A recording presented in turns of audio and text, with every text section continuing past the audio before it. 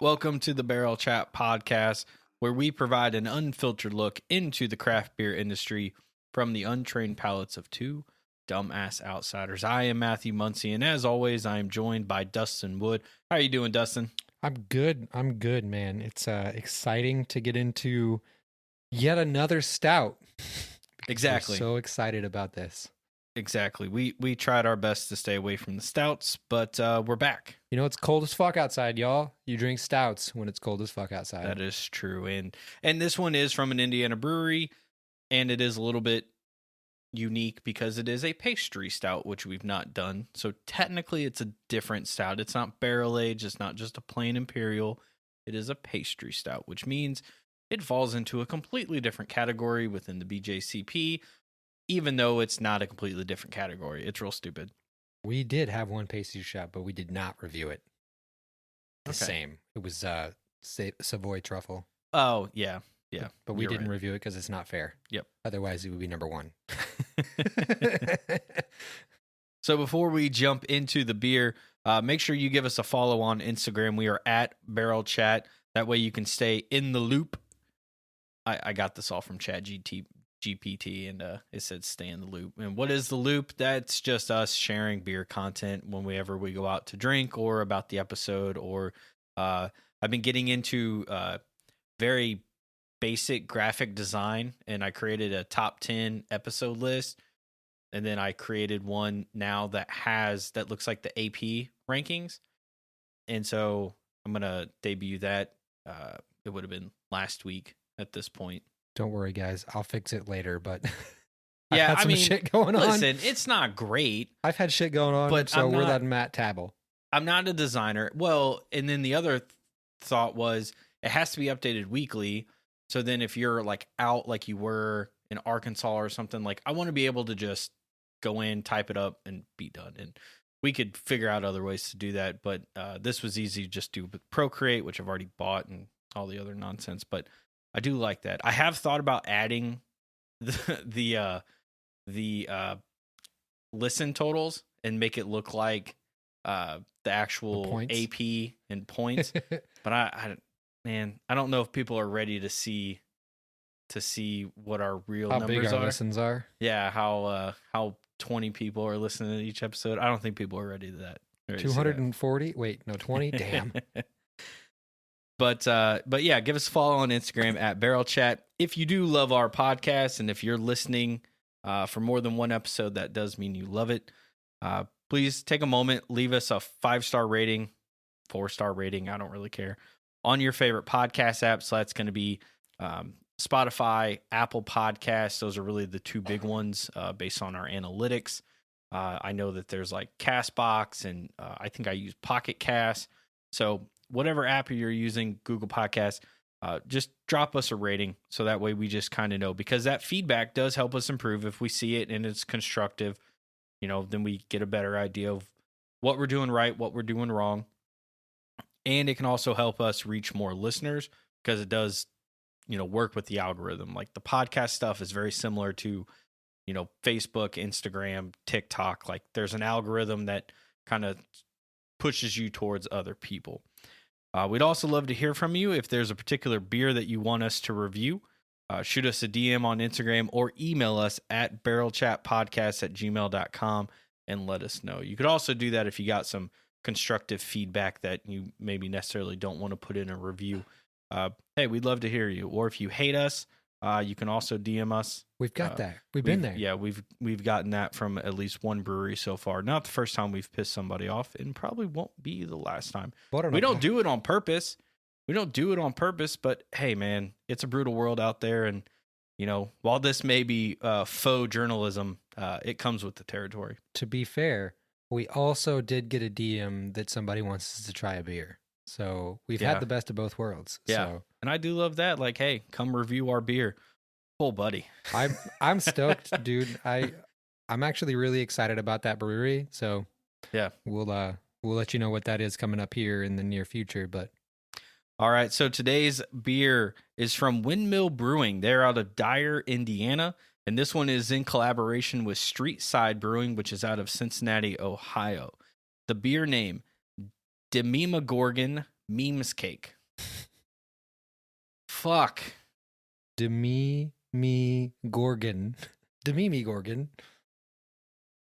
Yeah, that's I'm trying not just keep it internal. I hate this name, but because it's just too much. Like I get what they're going for, but I don't know. The beer style, Imperial Pastry Stout, 12% ABV. She's a big one. Pulled this from Untapped. It's an Imperial Pastry Stout brewed with the most coconut we've put in a beer, cinnamon, vanilla with a touch of chai and cardamom. Collab with our friends at Street Side Brewery in Cincinnati, and they put on the Untapped that it contains lactose. Rant time. So this guy here, me, Dustin, is semi. I am lactose intolerant, but I can take some lactose, just not like this full can. Because just the tip. Just see how it feels. But on the can here, not a goddamn thing about contains lactose.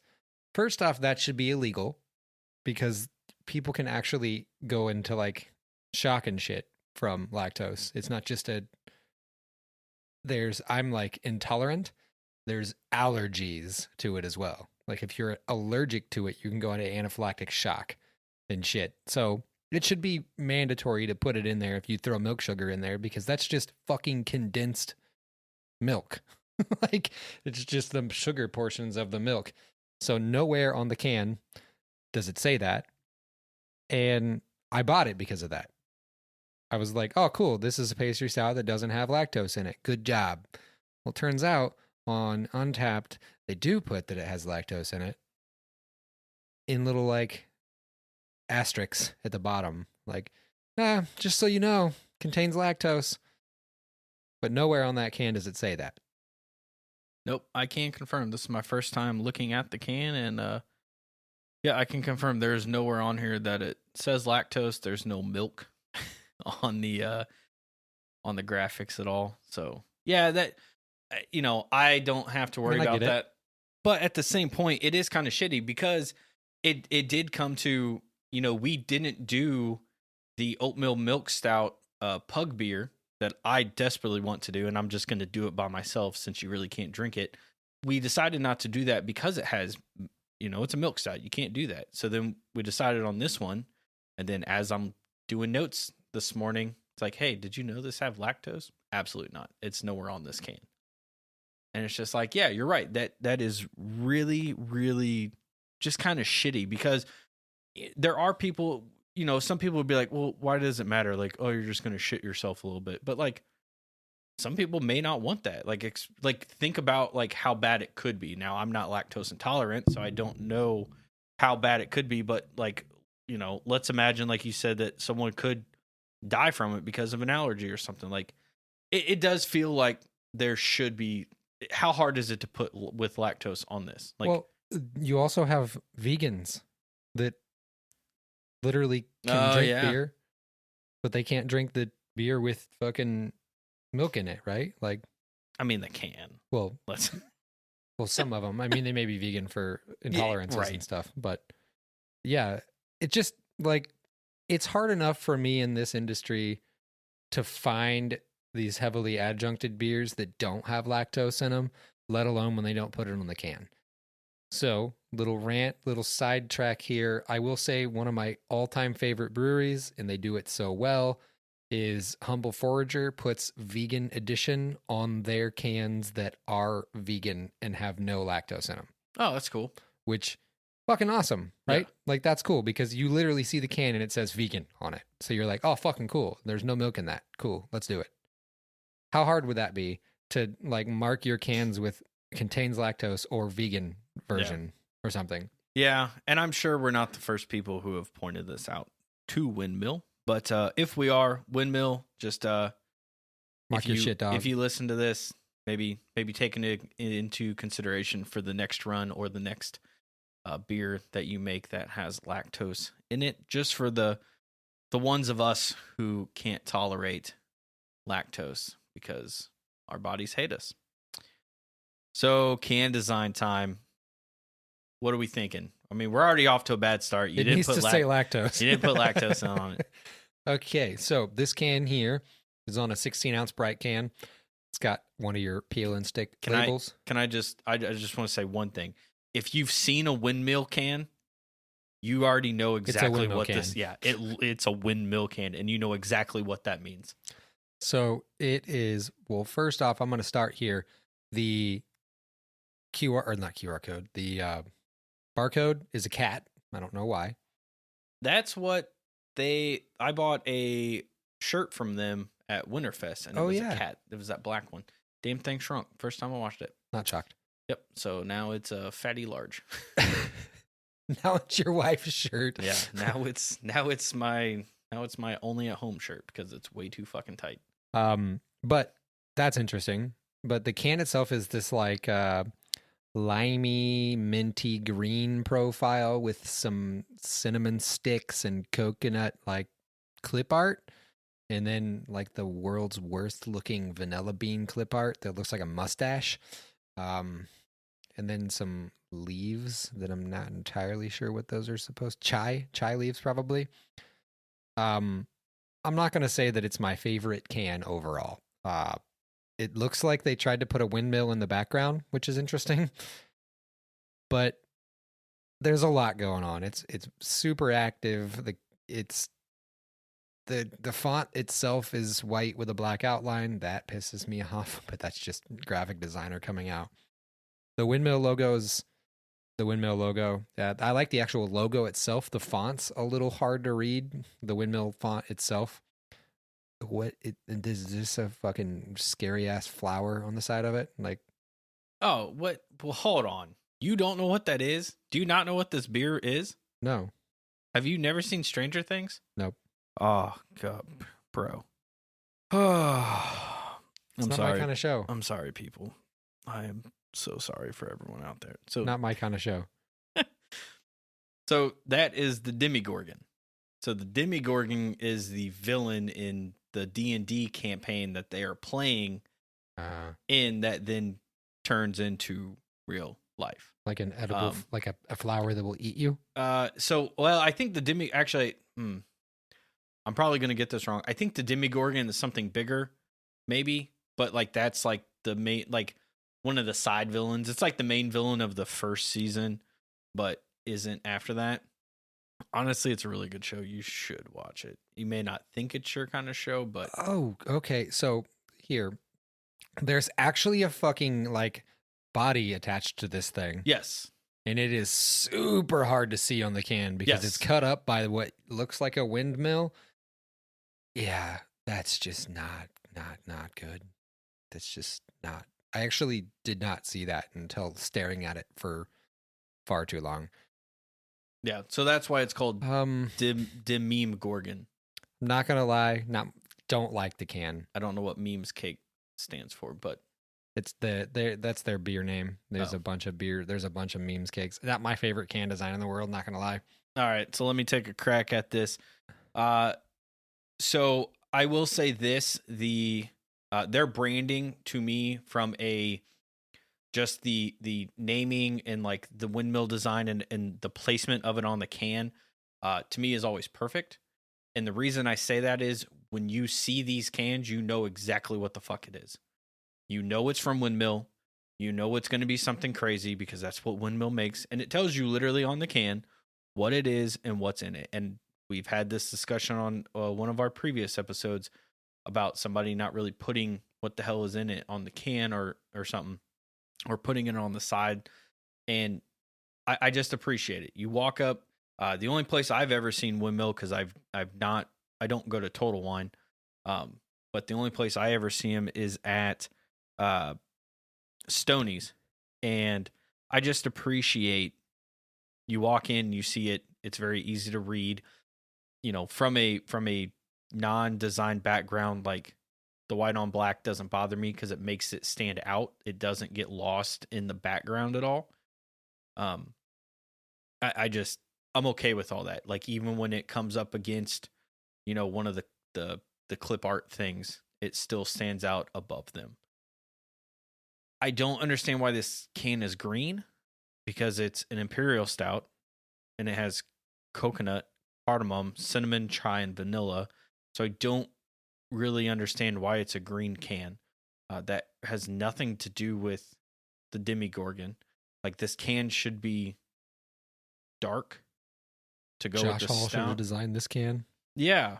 I mean, really. Yeah, there's just something off about it. The Dememegorgon looks like a South Park character. He's so hard to see. Yeah, he really is. It's not the best. I mean, this is just how all their labels kind of look.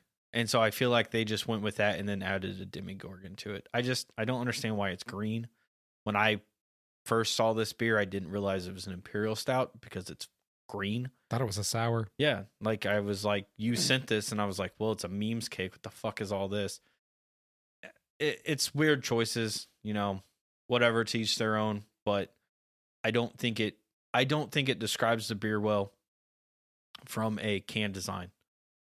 It does, you pick it up, but it's more of like a what the fuck is this instead of like a, ooh, what is this? And I think that puts you off to a bad semi-negative start if someone has to ask what the fuck is it instead of being excited to pick it up and see what it is. Again, it's not the best one I've seen. It's not like they're out there making crazy good designs. They have a style and they stick to it.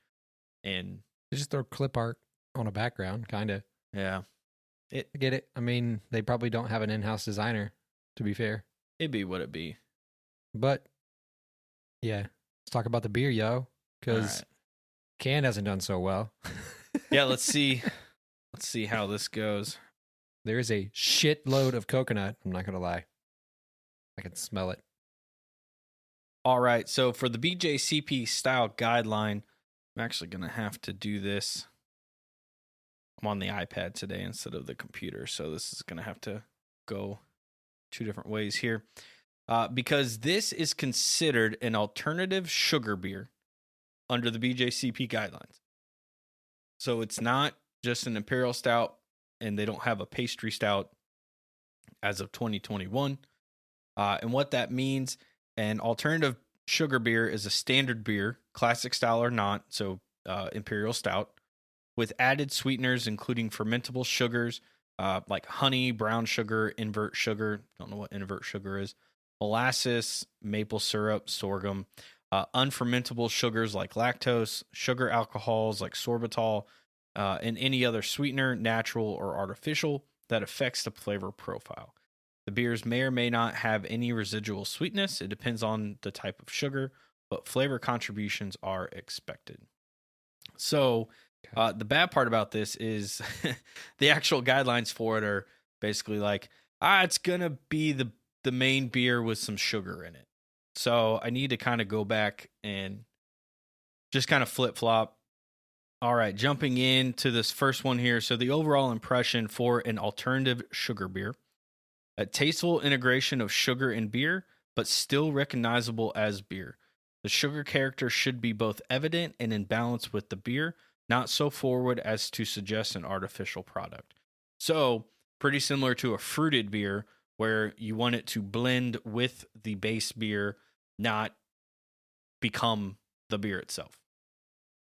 And it's almost like the BJCP does not want fruited beers and these pastry stouts to exist. Maybe not. They are abominations. So we'll jump into appearance. So same as the base beer, although some sugars will bring additional, usually dark colors. And so let me hop over to an Imperial Stout. So what that means here is a color may range from very dark reddish brown to jet black, deep tan to dark brown head, generally has a well-formed head, although head retention may be low to moderate. High alcohol and viscosity may be visible in legs when beer is swirled in a glass. It does have quite a bit of a leg to it. Yeah. It's almost like brownie batter color, because it's not black, but it's like a muddy brown with a very dark tan head. I'm not mad at it. The head is a beautiful color. Right where the headline meets the actual beer itself is a really dark brown and the head gets lighter as you go up. But it does have legs from the alcohol. It's a dark color. It is, I mean, not transparent or translucent at all. Yeah, you see it, you know it's a stout. Yeah. You know, It doesn't hide. Yeah, you may not know from you know, you're not going to know from the appearance that it is, you know, necessarily an imperial stout or obviously a pastry stout, but it's got that kind of blackness, dark brownness to it that tells you everything you need to know that this is a stout. I can almost, like, I could probably pull that this out of just looking at it, that it was a sweeter stout, because the head is so like burnt brown that it almost looks like brown sugar. Oh, that's interesting. I would have never really kind of thought about it that way. Instead of, I feel like most of your like traditional imperial stouts without like a coffee or a brown sugar or something added are a little lighter on the head color. I can see that. I could be crazy as fuck, but I feel like that's just from my experience. That's what I would think. So definitely, so appearance wise, it meets it. Like Yeah. it meets an imperial stout. That's what you're going to get out of it. Aroma wise, so same as the base beer. You're going to hear this a lot, except that some additional fermentables like honey, molasses, you should smell the sugar apparently, plus whatever adjuncts are in there, may add to an aroma, which should be pleasant, balanced combination with the beer. So let me jump back over to Imperial Stout. And we are looking for rich and complex with variable amounts of roasted grains, maltiness, hops, and alcohol. The roasted malt character can take on coffee, dark chocolate, slightly burnt tones, and can be light to moderately strong. The malt aroma can be subtle to rich and barley wine like. And now we also want to remember that this thing is chocked full of coconut based on what they said. Also, there's some cinnamon and vanilla, and then chai and cardamom. So you expect to maybe smell a little bit of everything. You may not, like, I don't really usually get cinnamon out of anything unless it's just full on cinnamon, but I have a hard time pulling cinnamon out of beer. So, man, this has like a burnt caramelized sugar note to the nose. Then I get a ton of cardamom and coconut, or that could be chai and coconut, but it's that like spice with the coconut. I don't get a whole lot of the base beer, I don't think, but the adjuncts probably overpower that. But there is a ton of sweetness in the nose. It's very sweet. I'm with you. I don't really get much of the base beer out of it, but I think the chai or the cardamom, probably both, because it gives you that tea-like smell, and it's just it's overpowering. Like that's the tea is most very of what you powerful. get. Yeah, and I mean chai is pretty overpowering, I feel like. Yeah, we were at Kismetic and they gave us a glass of the chai that they put in their most recent beer, and it was overpowering. Like I couldn't smell shit after smelling that, but I do get some of the, like, I think my favorite part of the nose is like the burnt caramel, almost like caramelized sugar that adds the like sweetness to it, but I like it. I wish it had more of the like roastiness of a stout, but I think that's just killed by all the adjuncts. I was gonna say, I really don't get anything else other than the chai and cardamom, unfortunately. So I have a hard time with that one because I feel like it smells fine, but at the same point you kind of want to smell some other stuff with it. Like obviously, you know, coconut, you're not really usually going to get much smell. Some people can pick up cinnamon. I'm not going to pick that up. Vanilla, I feel like if you're smelling the vanilla, that means they maybe put a little bit too much in it in the beer, especially with this many adjuncts. Yeah. And the chai and cardamom just really just have overpowering aromas to them to begin with. So, but it would have been nice, like you said, to get some of maybe the coffee or the chocolate or something like that. And I don't pull any of that out of this beer. So now to flavor. So it's going to be same as the base beer, except that some additional fermentables may add flavor. which should be pleasant, balanced combination with the beer. Added sugars should not have a raw, unfermented flavor. Some unfermentable sugars provide a fuller finish, while fully fermentable sugars can thin out the finish. So for a normal Imperial Stout, we're looking at a rich, deep, complex, and quite intense with variable amounts of roasted molten grains, maltiness, fruity esters, hop bitterness, flavor, and alcohol. Moderate to aggressively high roasted malt grain flavors can suggest bittersweet or unsweetened chocolate, cacao, or strong coffee. The palate and finish can vary from relatively dry to moderately sweet, usually with some lingering roastiness, hop bitterness, and warming character. The balance and intensity of flavors can be affected by aging, with some flavors becoming more subdued over time and some aged vinous or port-like qualities developing. I definitely can taste that there's lactose in it because it adds that like cloyingly sweet characteristic of a lactose or milk sugar in beer at the very end. You can like scrape it off your teeth. But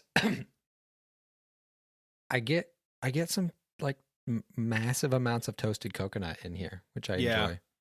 I mean, if you're going to sit here and say, we brewed it with the most coconut we've put in a beer, you better fucking taste that coconut. And I do. I get it too. I do. And honestly, the chai is subtle on the flavor. Yeah. It's there, but it's subtle.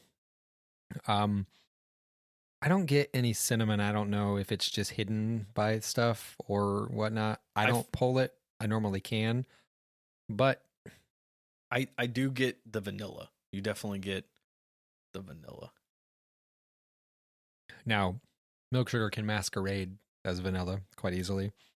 Adds that residual sweetness as well. But it probably just accentuates that vanilla. I like the flavor profile. It's not crazy overwhelming like I figured it would be based on the nose.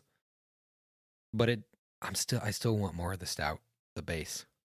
I just don't think you're really going to get that much with a pastry stout unless they are doing a pastry stout that includes normal stout flavors like chocolate, coffee. That's just an opinion. That opinion could be very wrong. Don't hate me on that, but that's just kind of my thought because I do get a lot of the coconut. I don't really pull any cinnamon. I do feel like I get a fair amount of vanilla, and then the chai or cardamom, I can't tell the difference between the two. I'm not that good, but you know it's there. Yeah, that flavor profile's there. Yes. I don't know that I could tell you the difference between chai and cardamom either. But you know it when you taste it, when you smell it, you know it's there, and it's all there. So I mean, they at least nailed that. What I do love is this is not fucking so sweet that you can't drink it. Like you could easily sit and drink this whole can by yourself, even at 12%, which ABV. Which you don't even notice that at all. No. This is not a big bitch at all. The only way you notice that is in the legs, and that's only because I know to look for it. But you can get in trouble with this. Yeah, because it's nice and light. It doesn't really sit, on your stomach at all. Yep, you could get in scary. I mean, I could get in trouble with this faster, but different types of trouble. But I mean, if it didn't have lactose in it, I would drink the shit out of this beer because it's good. It's palatable. All the flavors are there. What they say is in it. You can taste. I appreciate that. I think it tastes better than it smells. Yeah, me too. Because the smell's overpowered by the chai and the spices. Yeah. You kind of, based on the smell, you kind of think you're getting almost like a tea stout. And then that's not close at all. And it's also better than what the can gives you. Like, for a lot of people, if the can art looks great, it may set your mind to think, well, this beer is going to be great.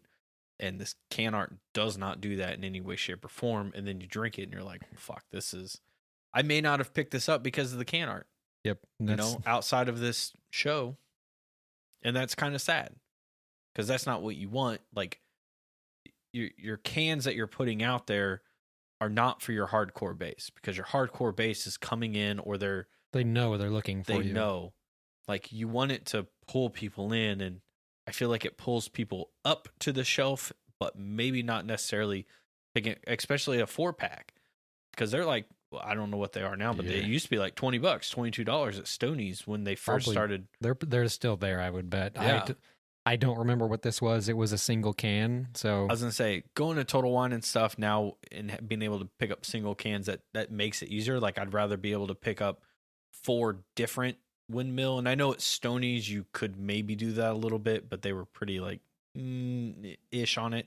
Party Pack stopped it, or not Party Pack. Yeah, I think Party Pack slowed theirs down, and then there was a liquor store on 96th and 69 here in Indianapolis, or I guess that's technically right outside of Indy, but they stopped doing their to pick a single out of their packs too. So every single place is basically stopping except for Total Wine. Yeah, and hopefully Total Wine doesn't, because that is perfect. That's a selling point for me. Yeah, it is a great way to try new beers, and then you can go back and be like, you know what, this is now worth a 4-pack. Great. So the last thing on the BJCP guideline is mouthfeel. So this says, same as the base beer, although depending on the type of sugar added, could increase or decrease the body. Let's jump back here to Imperial Stout. Should increase the creaminess of the body. So for a normal Imperial Stout, you're looking at full to very full-bodied and chewy with a velvety, luscious texture. Gentle, smooth warmth from alcohol should be present and noticeable, but not a primary characteristic. In well-conditioned versions, the alcohol can be deceptive. Should not be syrupy or under-attenuated. Carbonation may be low to moderate depending on age and conditioning. This beer's creamy, but not thick. That's a weird statement, but it's creamy and thin. Like, not thin in a bad way, but like creamy and super drinkable, which probably comes from some of the milk sugars. It is very deceptive on alcohol, though. It does not feel like 12%. I feel like if this was not a pastry stout, we would not like the body. Yeah. Because it's a little too thin for what you're expecting out of an Imperial. But I think it works for the pastry stout. I think it works perfectly because it's almost like you're eating like a flaky pastry or something, like a light pastry. And there's something about it that just, it feels unique.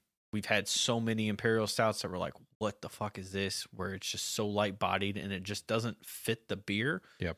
This fits the beer. Like the character of the beer, the thin, because it's not super thin, but it's just the lightness of it just fits exactly what you expect when you read what is in this beer. Coconut, vanilla, cinnamon. These are not like heavy flavors. You know, when I think of like dark chocolate or something like that, it feels a little bit heavier. We're not getting that. And so you expect, I think, maybe something a little bit lighter on the body and in the mouthfeel. And that's what you get. This feels like I'm drinking what would be the equivalent of a souffle. Mm-hmm.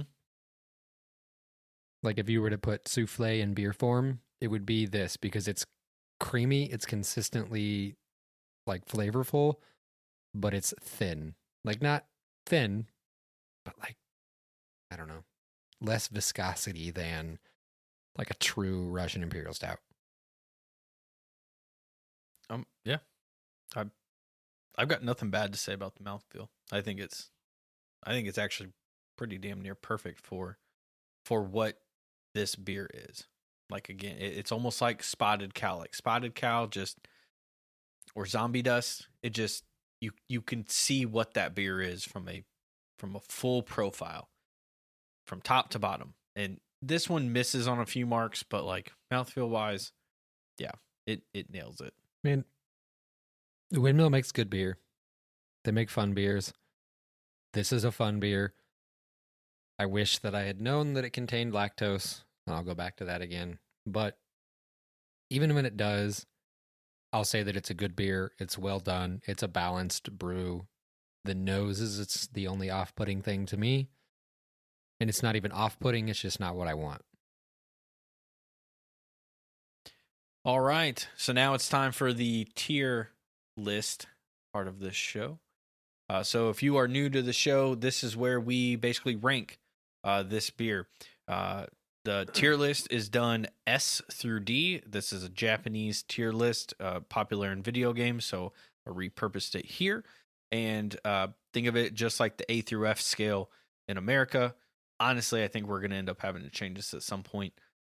After a brief discussion we had on the last episode with Spotted Cow, some new shit came to light, as the Lebowski would say. And but for now, this is what we do. And essentially, it becomes a top 50 list. We have 10 spots in each of the tiers, and then we can kind of discuss where those kind of go. The specialty one, we haven't really had much discussion yet. Not like we have with the house beers, but time will come. So, quick recap of this. Foreign Local Ghost Chant, which is episode 12, I think. That one's number one. S tier, so number one. The best specialty beer we've had on this show that we have reviewed, because Savoy from Social Project blew everything out of the water. Like, I don't know if if something else touches that while we're doing this version of Barrel Chat, I'll be surprised. Yep. I will. We're just gonna have to get more beer from Social Project. Where you at, Chris? I know. That's why I keep trying. Maybe they're listening, and I'm pumping them up, and they're like, "Oh, we should go, Chris. Let's go, Chris." Down in the A tier at number 12, we have Westbrook Brewing, which is out of South Carolina, and their Mexican Cake 2022, which is an Imperial Stout. Transient Artisan Ale Junie Swirl 2022, Transient's out of Michigan. That was also a Imperial Stout and Imperial Stout.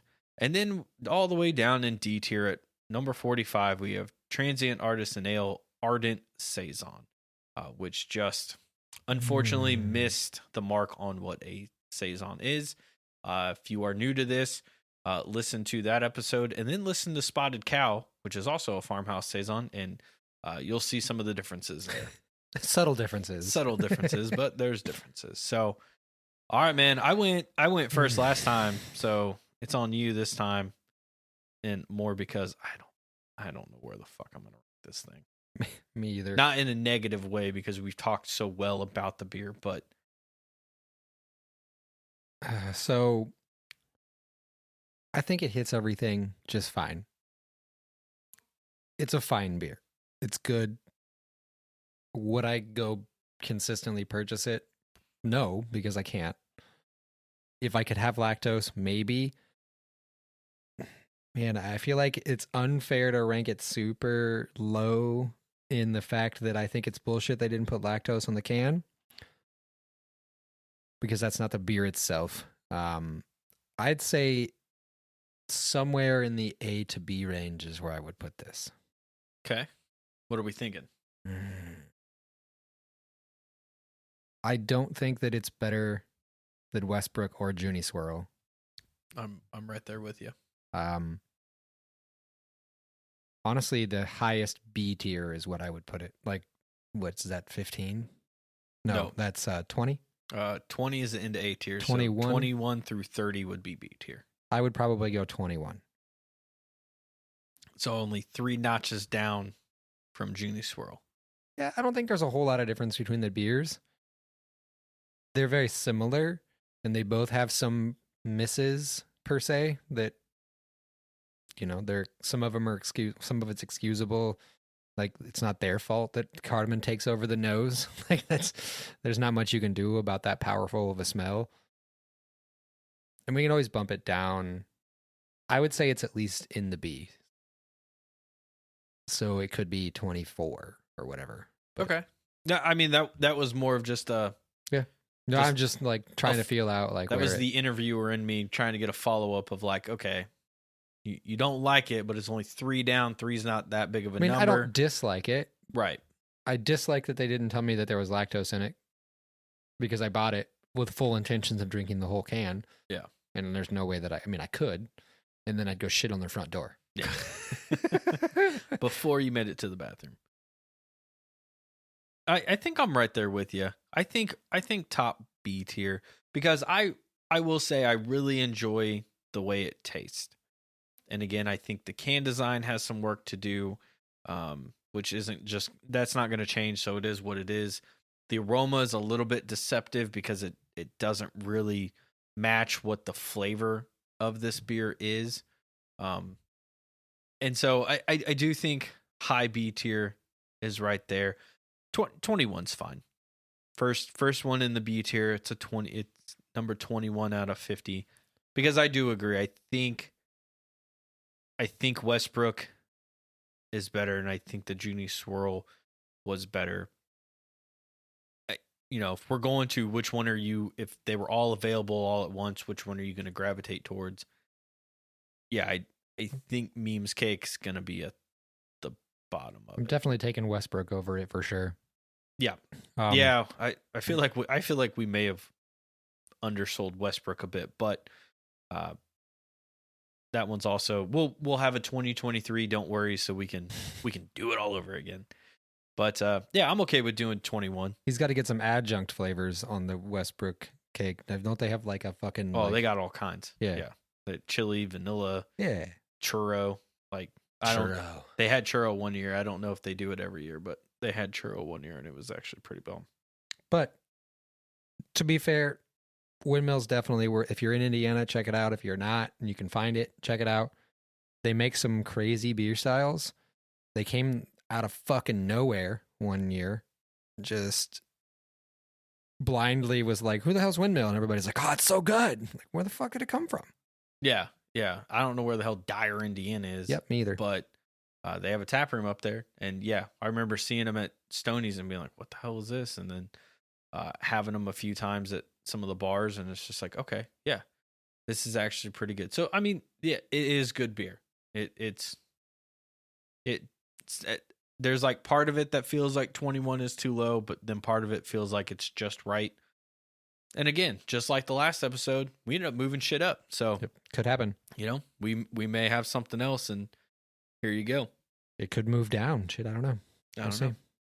All right, well, that's going to do it for the show this week. Make sure you come back next Wednesday for whatever else we decide to drink on the podcast. And until then, cheers. Cheers.